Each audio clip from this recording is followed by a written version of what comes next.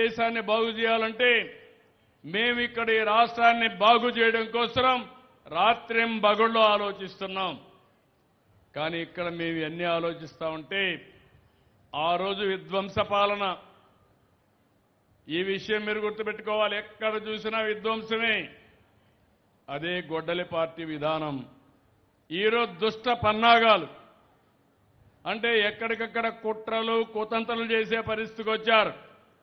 ఈరోజు ఒక ఎగ్జాంపుల్ మీ అందరికీ చెప్తున్నా. చరిత్రలో మనందరం ఒకసారి చదువుకున్నాం. నరకాసురుని చంపితే దీపావళి చేసుకుంటున్నాం. ఏ సంవత్సరం నరకాసురుని చంపారో మీరు చెప్పగలుగుతారా? కానీ ప్రతి సంవత్సరం దీపావళి చేస్తున్నారా లేదా అని అడుగుతున్నా.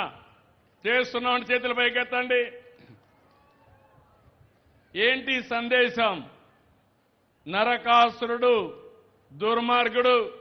అలాంటి నరకాసురుని చంపి ధర్మాన్ని రక్షించారు, ప్రజల్ని కాపాడారనే ఉద్దేశంతో మనం చేసే పరిస్థితికి వచ్చాం. ఎప్పుడు కూడా చెడుని గుర్తుపెట్టుకోవాలి, చెడుని ఖండించాలి, మళ్ళీ చెడు చేసే వ్యక్తులకు దూరంగా ఉండాలి. అట్లా కాకుండా మీరు చేస్తే చాలా సమస్యలు వస్తాయి. నేను ఈ మధ్యకాలంలో చెప్పాను, నేను ఇప్పుడుండే ప్రతిపక్షాన్ని గొడ్డలి పార్టీ అంటున్నా. మీరందరూ ఆమోదిస్తారా లేదా? గొడ్డలి పార్టీ అనేదాన్ని ఆమోదిస్తామని వాళ్ళు చేలిపైకెత్తండి గొడ్డలి పార్టీ అని. నేను ఒకటే మీ అందరికీ విజ్ఞప్తి చేస్తున్నాను. నేనే ముఖ్యమంత్రిని. ఇదే మరి ఎన్నికల కంటే ముందు నెల తెల్లవారితో నిద్ర చేశాను. వివేకానంద రెడ్డి హార్ట్ అటాక్తో చనిపోయారు. మీరైతే ఏమంటారు? అయ్యో పాపం అంటారా లేదా? అంటారా లేదా? నేను కూడా అయ్యో పాపం అన్నా. అది అయిన తర్వాత వాళ్ళు టీవీ, సాక్షి టీవీ, అందులో వేసి ప్రచారం చేశారు. ఆయన కూతురు అడిగింది. ఏమడిగింది కూతురు?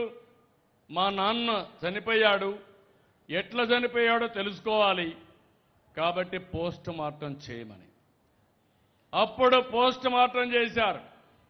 అప్పటికే కుట్లన్నీ వేసి బాక్స్లో పెట్టి అంత్యక్రియలు చేసే పరిస్థితికి వచ్చారు.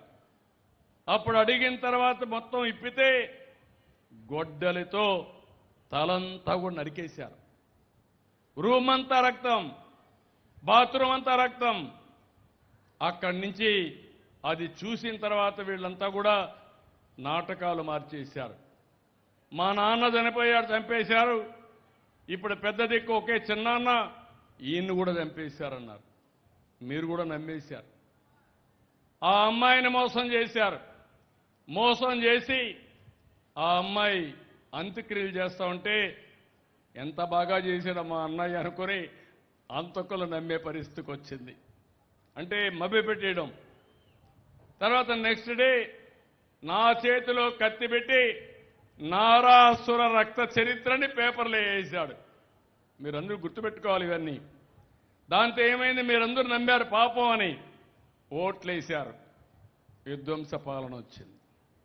అవునా కాదా? మోసపోయామా లేదా? నేను దాని గురించి బాధపడలా. సమస్య వచ్చింది, అన్ని ఫేస్ చేశాం. జీవితాంతం అదే నాటకం. కోడికత్తి విశాఖపట్నం, గులకరాయి విజయవాడ, ఆయనే ఏపించుకోవడం, తర్వాత దాన్ని సింపతి తెప్పించుకోవడానికి వాళ్ళే ఖండించడం. ఇటీవల జరిగిన 5 సంఘటనలు మీకు ఒకసారి ఎక్స్ప్లెయిన్ చేస్తా. ప్రతి ఒక్కరు తెలుసుకోవాల్సిన అవసరం ఉంది. ఇది నాకెందుకు అనుకుంటే ప్రమాదం మనకే, నాకొక్కడికే కాదు. రాష్ట్రం సుపరిపాలన ఇస్తే మీకు మంచి జరుగుతుంది. అదే మళ్ళీ వైకుంఠ పాడైతే నేను పవన్ కళ్యాణ్ గారు పైకి తీసుకుపోవడం, మళ్ళా గొడ్డలి పార్టీ వచ్చి కిందన పడేస్తే మళ్ళీ ఎక్కాలంటే వైకుంఠపాళి ఎంత కష్టమో మీరు గుర్తుపెట్టుకోవాలి. మొన్నే మీరు చూశారు 5 ఏళ్లు ఒక టీచర్ పోస్ట్ ఇవ్వలేదు. 5 ఏళ్లు 15,941 మంది ఉద్యోగాలు. నేను మొదటి సంతకం పెట్టాను మెగా డిఎస్సి. నేను ముఖ్యమంత్రి అవుతానే టీచర్ ఉద్యోగాలు క్రియేట్ చేసి మీ పిల్లలకు నాణ్యమైన చదువు ఇప్పిస్తానని హామీ ఇచ్చాను. చెప్పిన దాని ప్రకారం మాకైతే అడ్డంగా 241 కేసులు వేశారు. కోర్టులన్నీ ఆర్గ్యూ చేశాం, కేసులన్నీ వికెట్ చేశాం, చాలా పకడ్బందీగా ముందుకు పోయాం. 148 రోజుల్లో ఉద్యోగాలన్నీ కూడా పరీక్షలన్నీ కండక్ట్ చేసి అన్ని కూడా సిస్టమేటిక్గా చేశాం. ఇది చేస్తే అంతకుముందు జాబ్ క్యాలెండర్ అన్నారు, ఎగ్గొట్టారు. నేను వస్తాను, ఎన్ని ఉద్యోగాలు ఇవ్వగలుగుతామో ప్రతి సంవత్సరం జాబ్ క్యాలెండర్ ఇచ్చిన ఘనత కూడా ఎన్డీఏ ప్రభుత్వం అందని చెప్పి మీ అందరికీ తెలియజేస్తున్నా. అక్కడి నుంచి మీరు చూస్తే సిస్టమ్ కూడా ఎక్కడ ఫుల్ ప్రూఫ్, ఎవరు మ్యానిపులేట్ చేయలేరు. ఒక 3,000 క్వశ్చన్స్ తయారు చేస్తారు, కంప్యూటర్కి ఇస్తారు. టీసీఎస్ ఆల్ ఇండియా లెవెల్లో